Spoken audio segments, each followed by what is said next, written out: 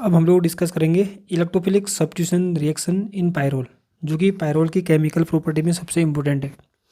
कि पायरोल में electrophilic substitution reaction क्यों होता है, सबसे पहले वो देखते हैं। देखो, तो होता क्या है कि ये पायरोल है। पायरोल में क्या होता है, ये नंबर इस नाइट्रोजन को हम फर्स्ट देंगे, इसको सेकंड देंगे, इसको थर्ड देंगे, इसको फोर्थ देंगे, इसको फिफ्थ देंगे। ठीक है, इसको बोलेंगे पोजीशन 2, इसको position 3, position 4, position 5, position 1 nitrogen की। ठीक है, तो जैसे ही हमने इससे पहले इसका जब रेजोनेंस स्ट्रक्चर पढ़ा था, तो उसमें आपने देखा होगा कि जो जो कार्बन है 2 पोजीशन वाला, 3 पोजीशन, 4 पोजीशन, 5 पोजीशन, सभी के सभी जो कार्बन है इस पर नेगेटिव चार्ज आया था। ठीक है, क्योंकि इस पर नेगेटिव चार्ज आया था तो इलेक्ट्रोफाइल क्या कर सकता है, इलेक्ट्रोफाइल पर चार्ज कैसा होता है, पॉजिटिव चार्ज, यानी इलेक्ट्रो डेफिशिएंट स्पीशीज होता है, तो वो वहीं पर अटैक करता है जहाँ पर नेगेटिव चार्ज। अब नेगेटिव 2 पोजीशन पर भी रखा है, 3 पर भी आया। ठीक है, 5 पर भी आया, 4 पर भी आया। एक चीज़ बता रहा हूँ, 2 पोजीशन और 5 पोजीशन इक्विवेलेंट है, एक जैसी है। 3 पोजीशन और 4 पोजीशन एक जैसी है। ठीक है, तो इलेक्ट्रोफाइल क्या करता है, 2 पोजीशन पर भी अटैक कर सकता है और 3 पर भी अटैक कर सकता है। ठीक है, इतना याद रखना। और अब जब इलेक्ट्रोफाइल 2 पोजीशन पर अटैक करेगा तो जो इंटरमीडिएट बनता है वो स्टेबल बनता है, क्योंकि जब अटैक 2 पोजीशन पर करता है तो जो रेजोनेंस स्ट्रक्चर बनते हैं वो ज़्यादा बनते हैं, इतना याद रखना। ठीक है, जबकि थर्ड पोजीशन पर अटैक करने से इलेक्ट्रोफाइल जब थर्ड पोजीशन पर अटैक करेगा तो जो इंटरमीडिएट बनता है वो थोड़ा सा लेस स्टेबल बनता है, क्योंकि लेस रेजोनेटिंग स्ट्रक्चर बनते हैं। इसलिए जो पायरोल पर अटैक होता है इलेक्ट्रोफाइल का, वो होता है मोस्टली पोजीशन 2 पर। ठीक है, अगर पोजीशन 2 ब्लॉक है, ब्लॉक मतलब कि यहाँ से हाइड्रोजन हट गए, हाइड्रोजन है ही नहीं इन पोजीशन पर, तो फिर पोजीशन 3 पर हो सकता है। ठीक है, तो यहाँ पर पूरा समझा रखा है, pyrrole undergoes electrophilic substitution reaction at position 2 because intermediate which is formed from the attack of electrophile at position 2 is more stable due to more resonating structure, but the intermediate which is formed from attack of electrophile at position 3 is less stable due to less resonating structure. The attack at position 3 is possible only if the position 2 is blocked. तो इतना याद रखना पड़ेगा आपको कि जो pyrrole में electrophile का अटैक होता है वो होता है मोस्टली पोजीशन 2 पर होता है। ठीक है, फर्स्ट केस में क्या है कि फर्स्ट केस में हमने, तो फर्स्ट केस में क्या करना है कि इलेक्ट्रोफाइल का जो अटैक है पोजीशन कहाँ पर करना है, पोजीशन 2 पर करना। तो यहाँ पर अटैक कर दिया।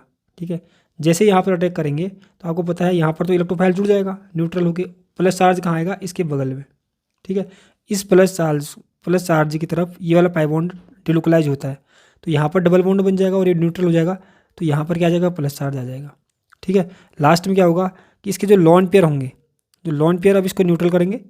ठीक है, तो यहाँ पर 2 बॉन्ड बन जाएंगे और नाइट्रोजन में प्लस चार्ज आ जाएगा। तो नाइट्रोजन में प्लस चार्ज आ गया। देखो, वैसे क्या होता है कि नाइट्रोजन में प्लस चार्ज आना मतलब अनस्टेबल माना जाता है, क्योंकि नाइट्रोजन इलेक्ट्रोनेगेटिव होता है।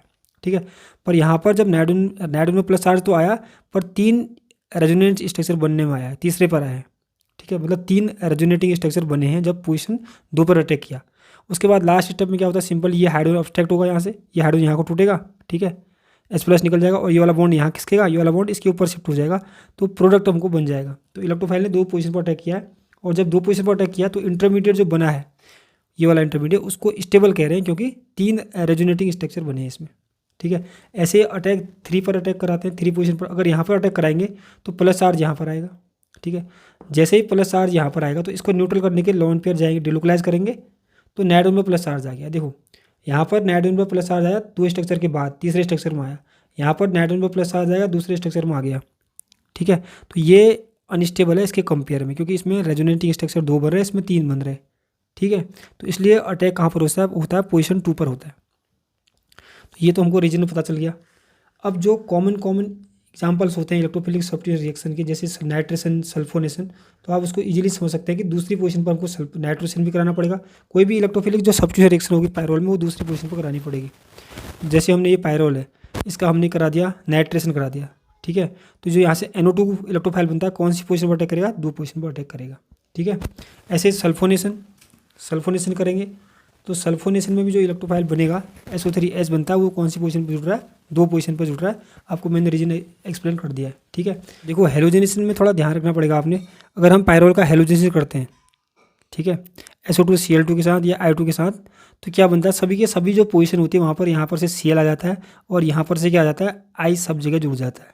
ठीक है, ऐसे फ्रीडेल क्राफ्ट रिएक्शन में भी क्या होगा, जो यहाँ पर असाइल ग्रुप बनता है, ठीक है। मैं इसकी मैकेनिज्म नहीं बता रहा हूँ क्योंकि ये बड़ी क्लास, छोटी क्लास में आपने डिस्कस किया, आपको पता होगा कि कैसे मैकेनिज्म होता है, फेडरल क्राफ्ट रिएक्शन कैसे होती है, इलेक्ट्रोफिलिक सब्स्टिट्यूशन रिएक्शन कैसे होती है। तो यहाँ से जो एक इलेक्ट्रोफाइल बनता है एसाइल ग्रुप, वो दूसरी पोजीशन पर जुड़ रहा है, क्योंकि दूसरी पोजीशन पर आपको पता है जो इंटरमीडिएट बन रहा है वो स्टेबल बन रहा है। ऐसे ही क्या होगा reamer Tiemann reaction, reamer Tiemann में क्या बनता है, इलेक्ट्रोफाइल बनता है, ठीक है। कौन सा बनता है, कार्बिन, डाइक्लोरोकार्बिन। तो लास्ट में इनकी रिएक्शन से CHO जुड़ जाता है, CHO इंट्रोड्यूस होता है कौन सी पोजीशन पर, थर्ड पोजीशन पर, सॉरी सेकंड पोजीशन पर, ठीक है। ऑक्सीडेशन ऑफ पायरोल, अगर हम पायरोल का ऑक्सीडेशन करते हैं तो क्या बनता है, मैलिक इमाइड बनता है, इसको आपको याद रखना पड़ेगा, ठीक है। अब रिडक्शन है पायरोल का, रिडक्शन दो टाइप की कर सकते हैं। अगर हम H2 और निकल के प्रेजेंस में रिडक्शन कराएंगे, इसको बोलते हैं कैटालाइटिक हाइड्रोजनेशन कहते हैं इसको, ठीक है। तो क्या होगा, दोनों के दोनों बॉन्ड क्या होंगे, यहाँ से हट जाएंगे, मतलब कि हाइड्रोजन जुड़ना, मतलब रिडक्शन का मतलब क्या था, हाइड्रोजन जुड़ जाएगा, यहाँ पर भी एक हाइड्रोजन जुड़ेगा, एक यहाँ पर, एक यहाँ पर, एक यहाँ पर, तो बॉन्ड हट जाएंगे पूरे के पूरे बॉन्ड, ठीक है। अगर हम रिडक्शन जिंक एसिटिक एसिड के साथ कराते हैं तो क्या बनता है, सिर्फ एक ही बॉन्ड बनेगा, इन दोनों का मिला के यहाँ पर बन जाता है बस। और मतलब कि एक बॉन्ड हट गया, एक बॉन्ड हटने का मतलब क्या होता है कि दो हाइड्रोजन जुड़ गए और उसको क्या बोलते हैं, रिडक्शन, ठीक है। तो ये हो गया पायरोल।